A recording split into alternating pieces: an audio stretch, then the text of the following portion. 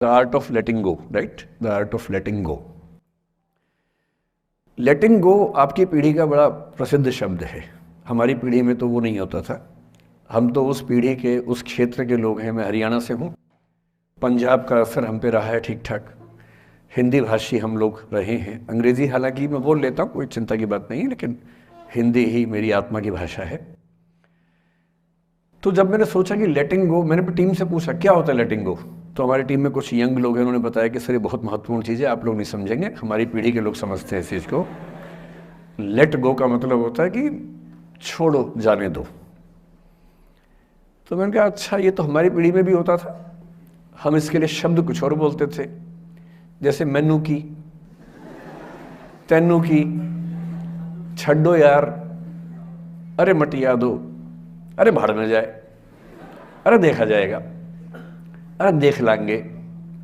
तो हिंदी हो, पंजाबी हो, हरियाणवी हो, बिहार में अरे मटिया दो, तो वहाँ मटिया दो बोल देते हैं। इसलिए अंग्रेजी भाषा में एक मुहावरा आ जाने से ऐसा थोड़ा है कि भारत के लोग उसके बिना काम चला रहे थे। यहाँ भी काम चल ही रहा था लंबे समय से। तो फिर मैंने कहा ये टॉपिक ठीक है, और जिस उम्र के बच्चों को एड्रेस करना है, उस उम्र के बच्चे अक्सर इमोशनल टर्मोइल में रहते होंगे। यही उम्र है जब दिल लगता है, टूटता है, और करियर बनेगा नहीं बनेगा, फेलियर्स मिलते हैं।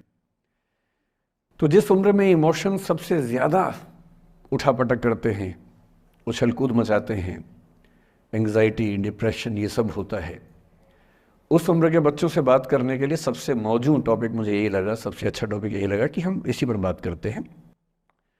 मैं पहले डिस्क्लेमर्स लगा दूं, मैं मनोविज्ञान का अध्यापक नहीं हूं। मैंने साइकोलॉजिस्ट में ना एमए किया है, ना एमफिल, ना पीएचडी किया है, ना मैं मोटिवेशनल चीज़ें करने का कोई सर्टिफाइड अध्यापक हूं। मैं तो अपने जीवन के अनुभवों से, साहित्य से, दर्शन से, कानून से, पढ़ते पढ़ते जो मैंने सीखा, और बाकी उस सबसे ज़्यादा सीखा 50 साल के जीवन में, जिसमें से 25 साल का जीवन अध्यापन में और अपना उद्यम करने में खर्च हुआ। अनुभवों से बड़ा कोई गुरु नहीं होता, तो मैं अनुभवों से सीख के बातें करना पसंद करता हूँ।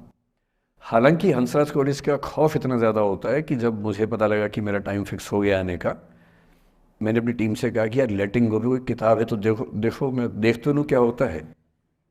तो 2 किताबें उन्होंने भेजी, बड़े भारी भरकम अंग्रेजी ऑथर्स की थी। तो मैंने 4-5 दिन पहले पढ़ना शुरू किया। 5-10 मिनट पढ़ के मुझे लगा कि उससे बात बनेगी नहीं, वो अलग ही टाइप की बातें थी, बड़ी थ्योरेटिकल सी बातें। तो मैंने कहा क्या थियरी में क्या रखा है, हम बच्चों से बच्चों की ज़ुबान में बात करेंगे, उसका मज़ा ज़्यादा है, क्यों थियरी में जाए। तो मैं जो कुछ भी अगले 1-आध घंटे में, मतलब 1 घंटा की, आधा घंटा की, 1.5 घंटा, वो मैं आपके चेहरे से अंदाज़ा लगा लूँगा। आप केवल चेहरे पे भाव ऐसे ले आइएगा कितना आप सुनना चाह रहे हैं। मैं तो अभ्यस्त हूँ, मैं 8 घंटे बिना ब्रेक के पढ़ाता हूँ जनरली, तो मैं तो अभ्यस्त हूँ सुबह से रात तक पढ़ाने के लिए। आप अपना देख लीजिए कितना आप सुनने की हालत में है। और ऐसा ना हो कि मैं अपनी स्पीच सुनने के लिए मोटिवेट करूँगा आपको, वो मैं नहीं करूँगा, है ना। उससे अच्छा, उससे बेहतर ये है कि हम बीच में छोड़ देंगे, और मैं आपकी उम्र का भी ध्यान रखूँगा। छोटे छोटे बच्चे हैं, इतना टॉर्चर ठीक नहीं है, तो ध्यान रखेंगे। पर मेरा ख्याल है कि आपको मज़ा आएगा, क्योंकि आपकी उम्र से जुड़ी बातें हैं, आपको अच्छा लगेगा। मैं सबसे पहले 2 शब्दों में अंतर स्पष्ट करना चाहता हूँ। एक शब्द है गिव अप करना, एक है लेट गो करना। कभी कभी लगता है कि दोनों बातें एक जैसी हैं, पर दोनों बातें एक जैसी हैं नहीं। गिव अप करने का मतलब होता है हार मान लेना। मसलन आप कुछ कोशिश कर रहे हैं, जैसे मैं इसी एग्जांपल से बात करता हूँ। पलक ने कोशिश की कि मैं यहाँ पर आ जाऊँ, कोशिश की, और मैं ये नहीं कहना चाह रहा कि मैं बहुत व्यस्त आदमी हूँ, लेकिन हाँ, व्यस्तताएं रहती हैं। मैं आजकल अवॉइड करता हूँ कि कहीं जाऊँ, क्योंकि पता नहीं पिछले 3 साल में ऐसा क्या हुआ, इन्विटेशंस इतने मुझे आने लग गए हैं। मैं 25 साल से पढ़ा रहा था, कोई पूछता भी नहीं था मुझे।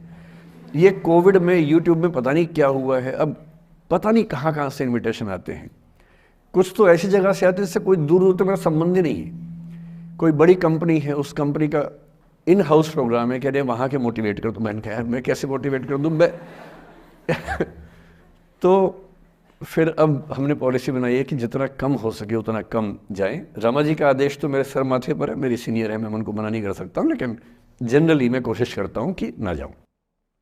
अच्छा, मना करना खराब लगता है, तो हम क्या करते हैं कि धैर्य की परीक्षा लेते हैं। जैसे इनके लिए हमने सिंपल पॉलिसी है कि जब कोई बच्चा कहे आने के लिए, उसको बोलो कि सर 3 महीने फ्री नहीं है, 6 महीने फ्री नहीं है, 1 साल चंद्रमा पर गए हुए हैं, कुछ ऐसा वैसा बोल के टालो, किसी का दिल भी ना दुखे और मैं भी अपना समय बचा लूँ। तो हमने इनको बहुत परेशान किया, 3 बार 4, मतलब किया तो मेरी टीम के मेंबर ने, पर मेरे निर्देश पे किया, तो आप उनको मत कुछ कहिएगा, मैंने कहा सर। तो 3 बार 4 बार 5 बार टाला, नहीं हो पाएगा, कोशिश करेंगे, अच्छा देखते हैं, नहीं हो पा रहा है, ऐसे करके। अब इनके सामने 2 ऑप्शंस थे। एक ऑप्शन ये था कि हार मान लेती और अंत में बोलती कि चलिए कोई बात नहीं, दुख हो रहा है हमें, ये होता है गिव अप करना। एक दूसरा चांस भी होता है, दूसरा स्टैंड भी होता है कि कोई चीज़ आप हासिल करना चाह रहे हैं, आपको नहीं मिल रही। मसलन ये मुझे बुलाना चाहिए, मैं नहीं आ रहा, मैं बिना बात के भाव खा रहा हूँ, नहीं आ रहा हूँ। और एक समय के बाद ये इस मूड में आ जाती कि भाड़ में जाओ, नहीं यार तो भाड़ में जाओ, तुम जैसे बहुत देखे हैं, एक ढूंढेंगे 100 मिल जाएंगे तुम्हारे जैसे, क्या समझते हो अपने आप को। और फिर मैं कहता मैं आना चाहता हूँ, कहते नहीं हम नहीं बुलाएंगे आपको। ये होता है लेट गो करना। क्यों किसी को इतना भाव देना है भाई? अगर कोई चीज़ नहीं हासिल हो रही तो भाड़ में जाए, क्यों किसी के लिए फ्रस्ट्रेशन झेलनी है, क्यों परेशान होना है। गिव अप करने में और लेट गो करने में इतना ही अंतर है कि आपने हार मान ली या आपने जेल से निकाल दिया, दिमाग से ही निकाल दिया। किसी चीज़ को दिमाग से निकाल देना लेट गो करना है, किसी चीज़ के लिए कोशिश करते करते हार मान लेना और उस हार की फ्रस्ट्रेशन के साथ जीना गिव अप करना है। मुझे खुशी है कि आपकी मोटिवेशनल सोसाइटी के मेंबर्स कम से कम गिव अप नहीं करते।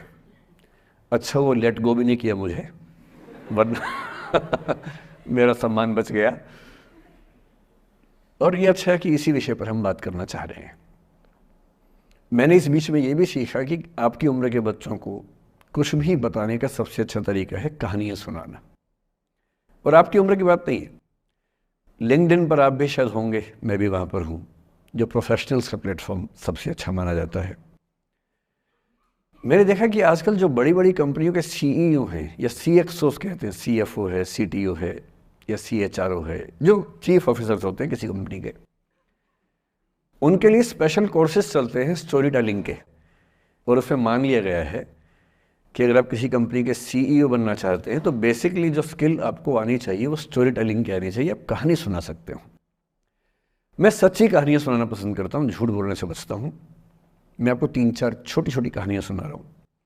ये सारी कहानियाँ सच्ची हैं, 1-1% सच्ची हैं, पर मैं किसी का नाम नहीं लूँगा।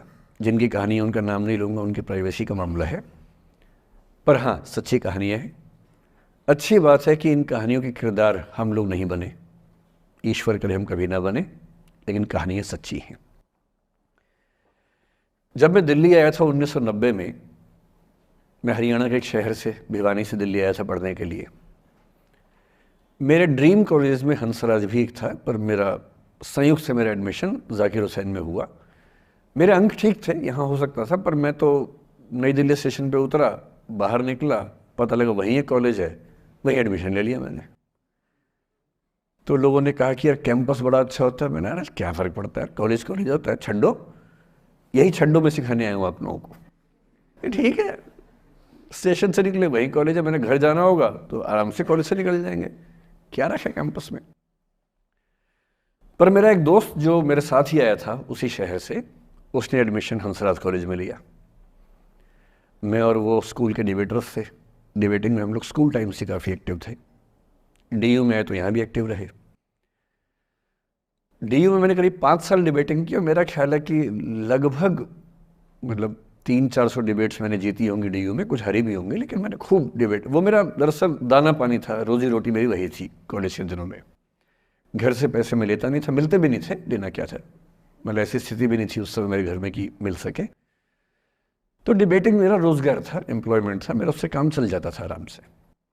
उसका भी चल जाता था, वो हंसराज से था, मैं जाकिर हुसैन से था। हम खूब डिबेट्स में मिलते थे। अक्सर ट्रॉफी या तो हम जीतते थे या वो जीतता था, कोई भी जीते रूम पे ही आती थी क्योंकि हम रूममेट्स थे, एक साथ ही रहते थे। वो मुझसे योग्यताओं के मामले में 21 था, बल्कि अगर वो 21 था तो मैं 15 ही रहा हूँगा या 12 रहा हूँगा, 22 या 21 तो नहीं रहा हूँगा। मुझसे बेहतर था योग्यताओं में, बड़ा अच्छा व्यक्ति था। ग्रेजुएशन के बाद मैंने एमए हिंदी साहित्य में एडमिशन लिया, जबकि बीए ऑनर्स हिस्ट्री में किया था मैंने। उसने तय किया कि वो कुछ और करेगा, प्रोफेशनल कोर्स करेगा, नौकरी करेगा, तो वो चला गया दिल्ली से। मैं दिल्ली में रहा। फिर मैं एमए के बाद तैयारी करने लगा यूपीएससी की। तब तक मैं यूजीसी जेआरएफ कर चुका था। पहला अटेम्प्ट दिया, प्रीलिम्स हो गया। मेंस मेरा 96 के मेंस की बात कर रहा हूँ, मेंस शुरू होने वाला था, 2 दिन रह गए थे। करीब 10 दिन पहले वो मेरे पास आया हुआ था दिल्ली में, मिलजुल के अच्छे से बात करके गया था। उन दिनों उसका एक प्रेम संबंध कहीं हमारी ही एक मित्र के साथ चल रहा था। हम सब दोस्त थे, तो उनमें से 2 लोगों का आपस में एक अफेयर था। मुझे नहीं पता क्या हुआ, लेकिन मेरे मेन एग्ज़ाम से 2 दिन पहले रात को 12 बजे एक फ़ोन आया और ये बताया गया कि मेरे दोस्त ने फंदा लगा के अपनी जीवन लीला समाप्त कर ली है। वो दिल्ली से दूर था कहीं, और जिस व्यक्ति के बारे में मेरी राय ये थी कि उतना जीवट वाला व्यक्ति कोई हो नहीं सकता, जो ज़िंदगी से हार सकता ही नहीं, जिसके होने से कई लोग हमेशा जीता हुआ महसूस करते हैं, वो चुपचाप एक बंद कमरे में ज़िंदगी से हार गया। मैं आज तक नहीं समझ पाया कि ऐसा कैसे हुआ। बाद में टटोला, उसके पेरेंट्स से बात हुई, भाई से बात हुई। उन्होंने उसकी याद में एक सोशल वर्क शुरू किया ताकि किसी और बच्चे को ऐसा ना करना पड़े। तो जो हल्का हल्का अनुमान हुआ वो है कि शायद कुछ ऐसा था रिलेशनशिप में जो नहीं संभल पाया था, और रिश्ता टूट ना जाए इसका दबाव बहुत ज़्यादा था, और वो दबाव झेल नहीं पाया। इस उम्र में ऐसा फेज़ आता है, कई बार आता है। ये एक कहानी है, हंसराज कॉलेज से ही जुड़ी है, इसलिए मैंने सोचा कि वहीं से बात शुरू करूँ। नाम जैसा कि मैंने कहा मैं नहीं बताऊंगा, तो नाम बताने का मतलब भी नहीं। और वो जिसकी मैं कहानी सुना रहा हूँ, आप लोगों के जन्म से पहले की बात है। आप तो सब 21वीं सदी वाले बच्चे होंगे ना, जेन ज़ी होंगे आप सब लोग, तो ये तो बहुत पुरानी बात है। एक